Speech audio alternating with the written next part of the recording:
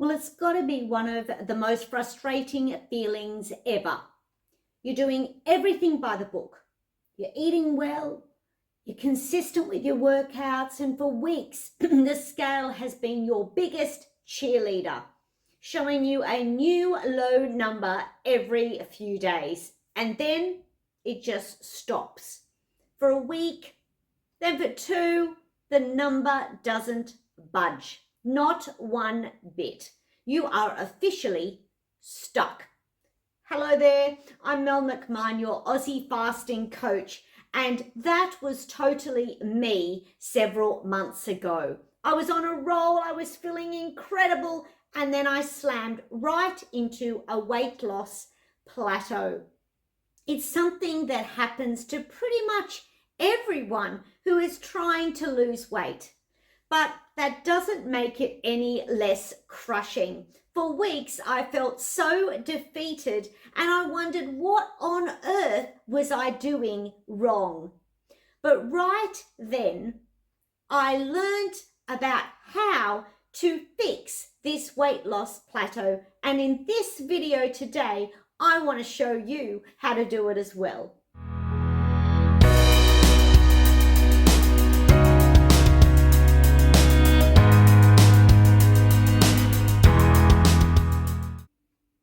What I found is that there are 7 sneaky, almost invisible mistakes that brought my progress to a screeching halt.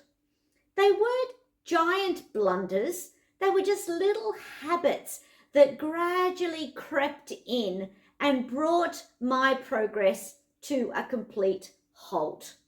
But by fixing them, it changed everything and it got the scale moving once again. So today I want to share these mistakes and exactly how I fixed them, because I bet at least one of them is the reason why you may be feeling stuck right now. When I first started, I was tracking frantically every almond, every walnut, every splash of milk, every single gram of protein and carbs was weighed and was logged. And it worked. I was losing weight consistently. The scale was going right down. I was all happy. But that little voice in my head said, "You're good at this. You don't need to be so obsessive." And so I got a little bit too comfortable. A little bit of extra peanut butter, a few more handfuls of nuts, a few too many dates and figs after my meal. I stopped being so careful on the weekends and I was dealing with what I like to call calorie creep. I figured these little extras, they wouldn't make too much of a dent, but trust me, they do. Those extra 50 or 100 calories per meal can really, they don't feel like a lot, but they do add up fast. Over a week, they can completely wipe out your calorie deficit. So what was the fix? Well, I had to go back to square one. I promised myself 1 week of brutal honesty and I would track everything that went into my mouth. I got out my food scale once again and I measured everything that I was eating. This wasn't about punishing myself. It was about getting really good on what was I eating, what was the data, and what was it really telling me. It was a really good reset. By the end of that week, I saw exactly where those sneaky calories were entering into. Now, if you're feeling stuck, I don't want you to judge yourself, but I want you to be brutally honest with yourself. Exactly what are you putting in your mouth on a regular basis? It will show you exactly where you need to tighten up. Well, every single morning, and this is tip number 2, every single morning, I used to start my day in exactly the same way. I'd wake up, I'd go to the bathroom, I'd step on the scale. But I found that my mood for the entire day was set by that little number on the scale. If it was lower than it was before, I'd feel on top of the world. But if it wasn't, it would crash out my day completely. It was this obsession with the number on the scale was totally creating havoc with my motivation. I wasn't thinking about how my body felt. I was thinking about what that number was on the scale, and it wasn't helping me at all. So what was the fix? Well, I basically broke up with my scale. Not for good, but we just needed some space. I switched from daily weigh-ins to it once a week. Same day, same time, every single time. And most importantly, I started to focus on what people call the non-scale victories. I took a progress shot once a month with me in my underwear or in my swimmers. I paid attention to how are my clothes fitting, whether a pair of jeans that were once uncomfortably tight now buttoned up a little bit more easily. I celebrated feeling stronger when I used the weights machine at the gym. These were real signs of progress, and they can't be measured on the scale. Remember, you might be losing fat, but still building muscle. And if that's the case, the scales won't register. So even if the scales aren't moving, maybe you could still be making amazing changes to your body. Well, let's go on to the next section. When we panic because the scales simply aren't moving. When the scales aren't moving, my gut instinct was to panic. And I say to my brain, oh my goodness, I have to eat less and I have to fast longer. It's time for another 48-hour fast. Well, that dramatic plunge in calories and extended fast did some really shocking things to my body. It meant that my body started to enter into starvation mode. It meant that my body would hold on to the fat rather than letting it go. I was hungry all the time, I had zero energy, and my workouts were terrible. I was really irritable at that stage. This kind of severe calorie cutting and combined with extended fasting tells your body that you're in famine mode, you're in starvation mode. All of the time, your body is holding on to its fat reserves and it's giving you more cravings and you'll just feel awful.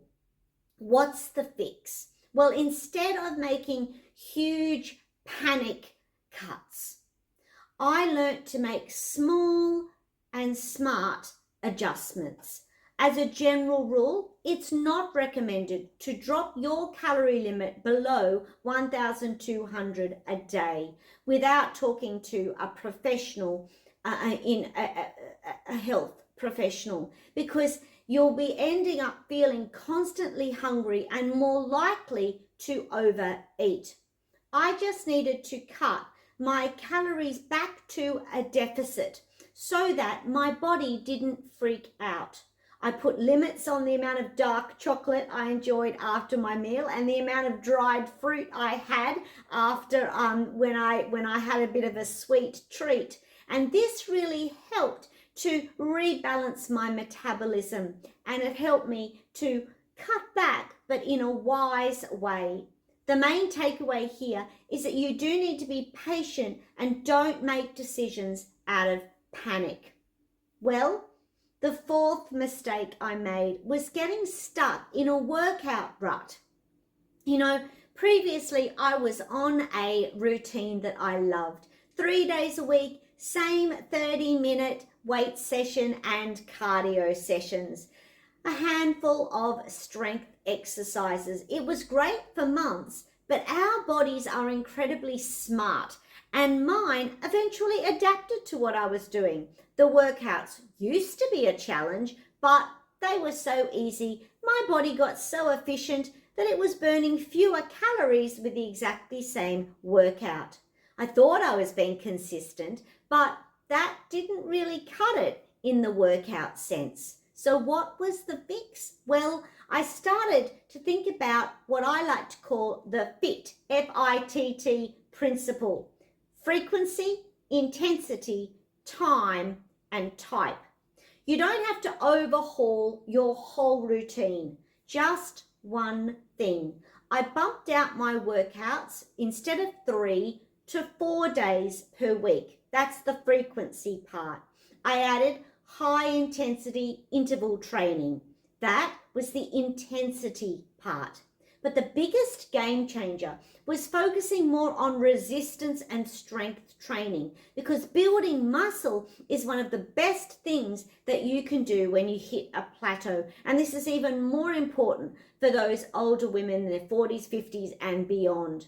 While it's not a magic bullet, muscle does burn calories faster than fat does. And so by increasing your muscle mass, you give your metabolism a small but consistent boost, helping you burn more calories around the clock. Well, mistake number 5, and that was underestimating the power of protein. When I look back at my food logs from when I was stuck, one thing was glaringly obvious. I wasn't eating nearly enough protein.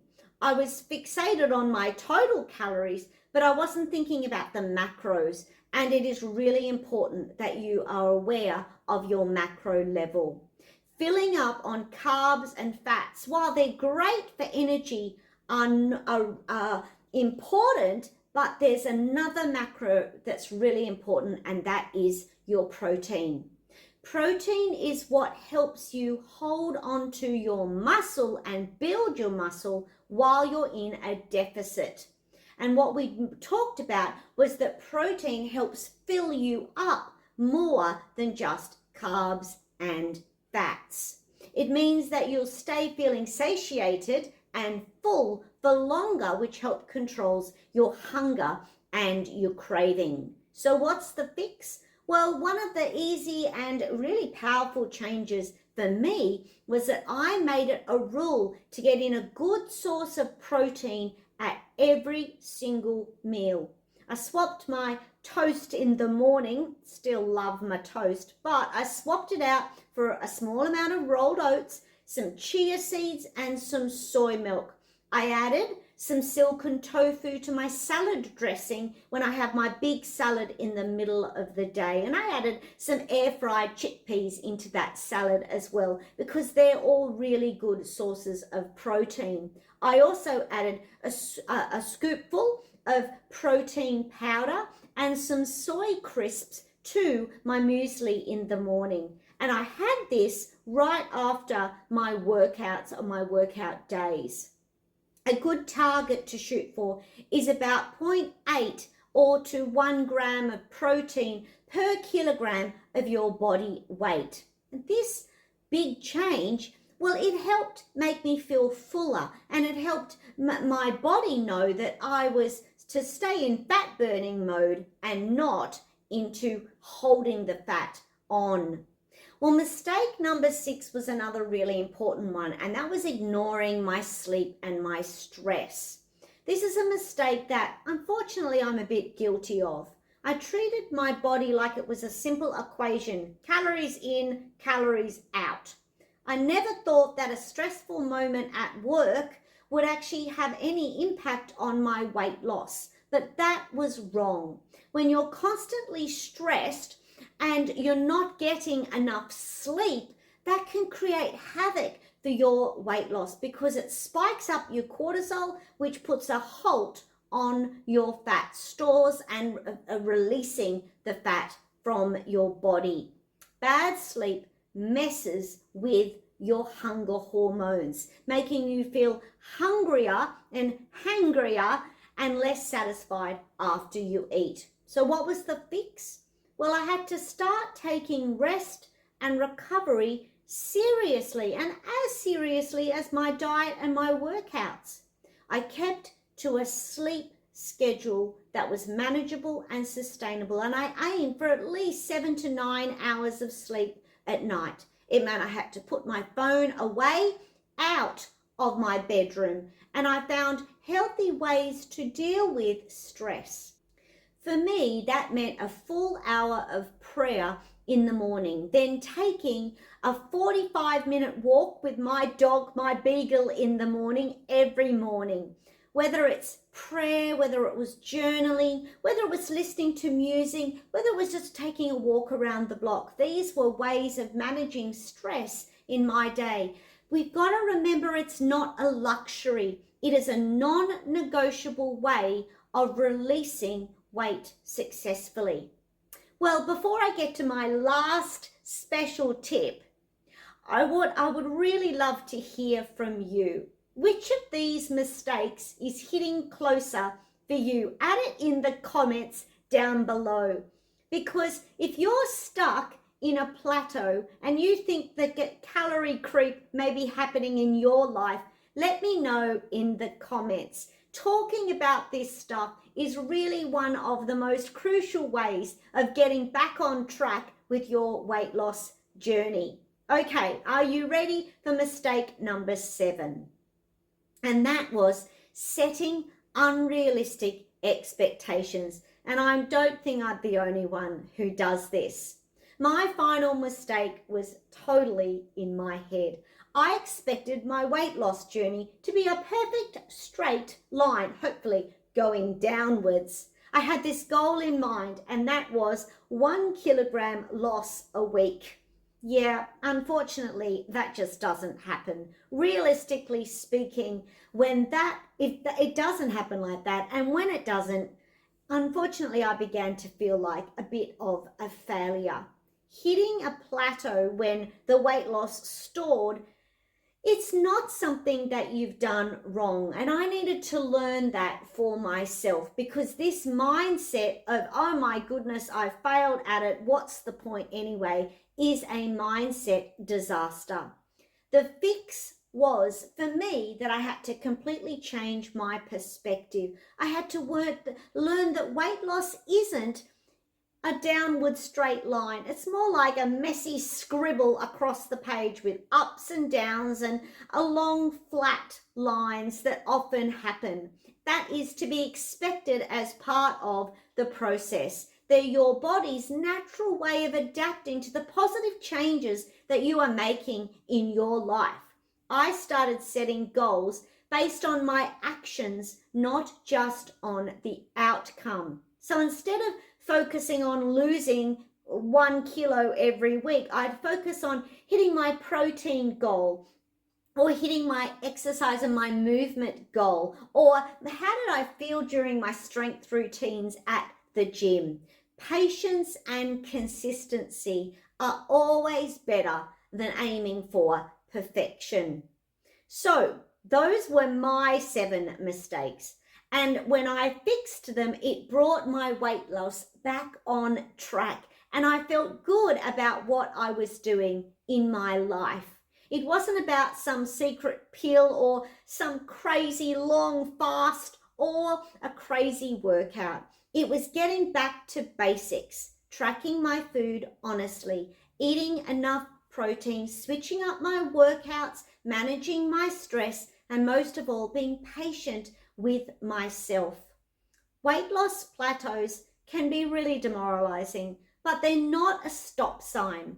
Think them as a checkpoint. It's your body's way of telling you that you need to check out and see what is working for you and what needs to change a little bit. Where's the next challenge that you can set for yourself? If you've played the detective and you've made these smart little tweaks in your routine, please tell me about it in the comments, because you've got to trust the process and stay consistent. And remember, you are building a healthier lifestyle, and that is always a good thing and a gift for your body. You may like to check out my my 8-week fast burning blueprint series that is on YouTube channel, and there's a free download for you if you wanted to check that out. Also, you may want to join our Fast Like a Girl Aussie Facebook group, because there's lots of us doing this fasting journey together, and I'd love you to join our community. I look forward to seeing you in the next video, and God bless you.